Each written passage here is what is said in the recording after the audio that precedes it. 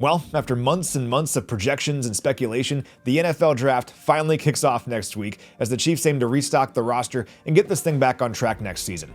The Chiefs have 9 picks this year, including 4 in the top 75. It's an incredible opportunity to set this team up for another run of sustained success, but they've got to find some impact players, especially in the first round, where the Chiefs currently possess the number 9 and number 29 overall selections. So let's see who some of the latest mock drafts from around the web have Kansas City taking with those 2 picks, beginning with Peter Schrager over at ESPN. He has the Chiefs taking Arizona State wide receiver Jordan Tyson at number 9, followed by Tennessee cornerback Colton Hood at number 29. Now Tyson is interesting. He fought through injuries during his collegiate career, but when he was healthy, the guy was incredible, catching 136 passes for more than 1,800 yards and 18 touchdowns over the last 2 seasons, making him one of just 3 players across the FBS to hit those numbers during that span.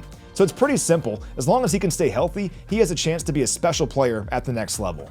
On the other side of the ball, Hood has all the makings of a Steve Spagnuolo corner. He's scrappy, he excels in press man, and he's a strong run defender. 3 qualities that could make him a high-level contributor early on. Elsewhere, Dane Brugler at The Athletic has the Chiefs taking edge rusher Ruben Bain at number 9, followed by Washington wide receiver Denzel Boston at number 29. Now, we've talked a lot about Bain over the last several weeks. He was a force during Miami's run to the national championship game last year, recording 15.5 tackles for loss and 9.5 sacks in 16 games while leading the FBS in pressures with 83, the most by any player in a single season since 2017. Bain wins with his power and a relentless motor, not to mention a tenacious desire to remain in the game. His 557 pass rush snaps last season led the FBS, and he was more than 100 snaps ahead of second place. Adding Boston at number 29 would also make some sense. He's a classic physical possession type of receiver at 6'4", 212 pounds, who caught at least 60 passes for more than 800 yards and 9 touchdowns in each of the last 2 seasons. He's like a basketball player on jump balls. He'll just go up and get it, and that made him a consistent chain mover and red zone weapon during his career. 79% of his catches last season resulted in either a first down or a touchdown, and for his career, 14 of his 20 total touchdowns took place in the red zone.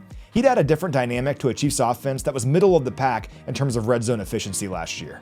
Looking at another mock, Rhett Lewis over at NFL.com also has the Chiefs adding a player on each side of the ball, but he went a different direction. He has the Chiefs going with LSU corner Monsieur Delane at number 9 before taking Arizona State offensive tackle Maxie Hanashore at number 29. Now, Delane has been a popular choice at number 9 in a lot of mock drafts lately, and for good reason. The guy was a unanimous All-American last year. He's played a lot of football. He started 40 career games between his time at Virginia Tech and LSU, and he's been extremely effective, racking up 18 passes defensed over his last 23 games, culminating in a 2025 season in which he didn't allow a single touchdown or commit a penalty in 11 starts, all despite battling a core muscle injury throughout the year. Now, looking at Hanashore, what's exciting about him is his potential. He's still relatively new to football. He didn't start playing until 2021 at the junior college level. He didn't even play in high school, but he turned out to be a quick learner, catching the attention of Arizona State a few years later, where he went on to start 31 games at right tackle over 3 seasons.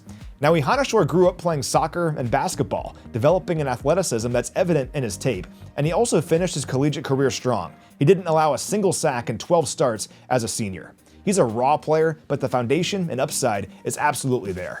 I'll finish up with one more. The crew over at Yahoo Sports has the Chiefs going with a pair of Calebs in round 1, Ohio State safety Caleb Downs at number 9, followed by Florida defensive tackle Caleb Banks at number 29. Now, I've talked a lot about Downs during the pre-draft process because he's maybe my favorite player in this year's class. He won the Jim Thorpe Award as the top defensive back in the nation last season, and what really stands out to me is his versatility.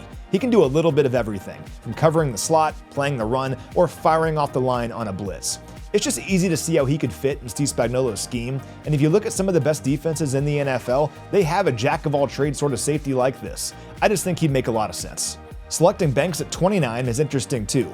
He has outstanding size for the position. He's 6'6", 327 pounds with 35-inch arms, and he blends that with big-time athletic traits, which he flashed over the course of his 5-year career with the Gators. Now, he missed almost all of last season. He played in just 3 games, but I get the feeling he'd be talked about as a top 20 or top 15 sort of pick if he had stayed healthy, and if the Chiefs feel good about the medical stuff, he could end up being a steal. So, those are just a handful of mocks out there right now. This is the first year in a while that it feels truly wide open for the Chiefs. I mean, looking at number 9 specifically, these 4 mocks alone had the Chiefs going receiver, edge, corner, and safety.